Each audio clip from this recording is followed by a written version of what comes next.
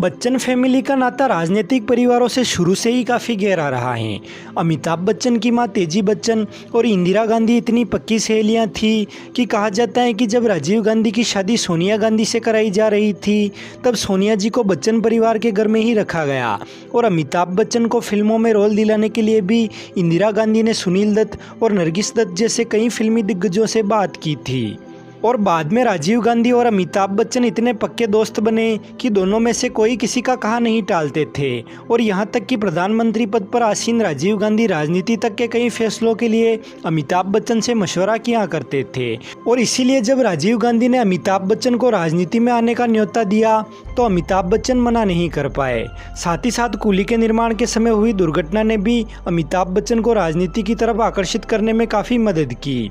खैर, अमिताभ बच्चन उत्तर प्रदेश के इलाहाबाद सीट से चुनाव लड़े और वहां की पूर्व मुख्यमंत्री हेमवती नंदन बहुगुणा को करीब 2 लाख वोटों के भारी अंतर से हराया और संसद भवन पहुंच गए। लेकिन ये राजनीति अमिताभ बच्चन को ज़्यादा दिनों तक रास नहीं आई। बोफोर्स घोटाले में पूर्व प्रधानमंत्री राजीव गांधी के साथ अमिताभ बच्चन और उनके भाई अजिताभ के नामों को भी मीडिया द्वारा खूब उछला गया और पब्लिक ने भी अमिताभ बच्चन को खूब आड़े हाथों लिया। अमिताभ बच्चन ने सोचा कि इससे अच्छा तो बॉलीवुड ही था, जहाँ एक्सीडेंट के समय यही पब्लिक मेरे लिए दिन रात प्रार्थनाएं कर रही थी। और इसलिए महज 3 साल के बाद ही अमिताभ बच्चन ने सांसद पद से इस्तीफा देते हुए ये निर्णय लिया कि अब कभी राजनीति की दुनिया में प्रवेश नहीं लूंगा।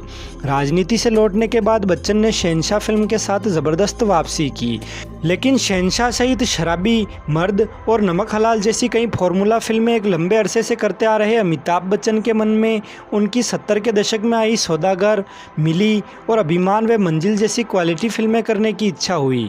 और ये इच्छा उन्होंने जाहिर की ऐसी कई क्वालिटी फिल्में बनाने वाले फिल्म मेकर ऋषिकेश मुखर्जी से। लेकिन स्वास्थ्य समस्याओं के चलते ऋषिकेश मुखर्जी ने तो मना कर दिया और फिर राइटर जावेद अख्तर ने एक क्वालिटी कंटेंट वाली स्क्रिप्ट तैयार की और टीनू आनंद के निर्देशन में फिल्म बनाई गई मैं आज़ाद हूँ।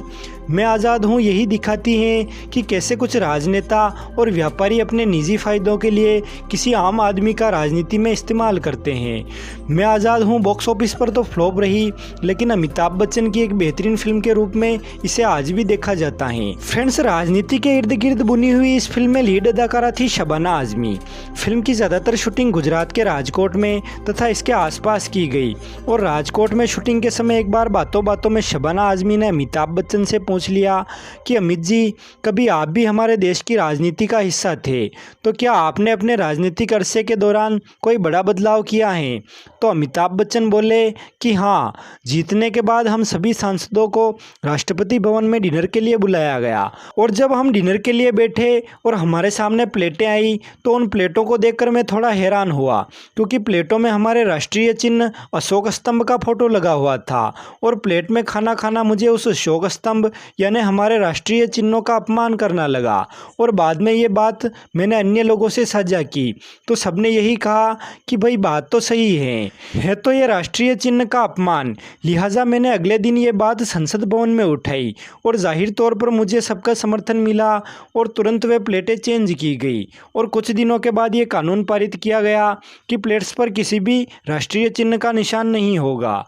खैर, अमिताभ बच्चन बाद में किसी राजनीतिक पार्टी से खुद तो नहीं जुड़े, लेकिन बोफोर्स घोटाले की वजह से और कई अन्य कारणों की वजह से जब अमिताभ बच्चन की फिल्में लगातार फ्लॉप हो रही थी और उनकी प्रोडक्शन कंपनी ABCL भी नहीं चली, तब समाजवादी पार्टी के नेता अमर सिंह ने अमिताभ बच्चन की काफ़ी फाइनेंशियल हेल्प की और इसी के चलते बाद में जया बच्चन ने समाजवादी पार्टी ज्वाइन की और वो आज भी समाजवादी पार्टी में हैं।